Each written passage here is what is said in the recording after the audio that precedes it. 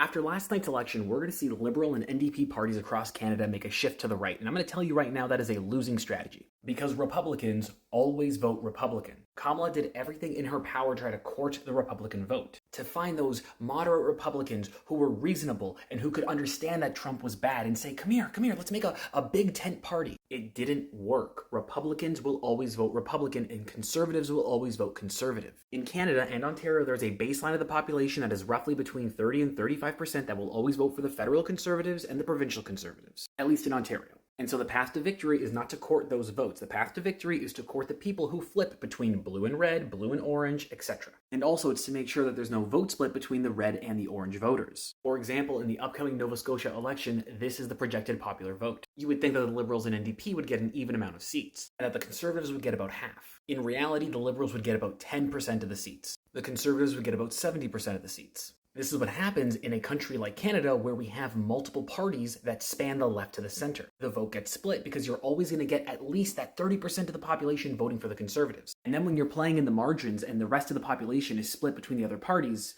even if you have 20-30% of the vote, you're not going to get 20-30% of the seats. The message that progressive parties in Canada need to take from this election is 1, stand for something. Make big, audacious goals. Make claims, things that are based in reality, but big projects that we can actually believe in. And 2, work together. Work together. Stop fighting each other. Because when you fight each other, people see you squabbling and say, well, I might as well vote for that guy.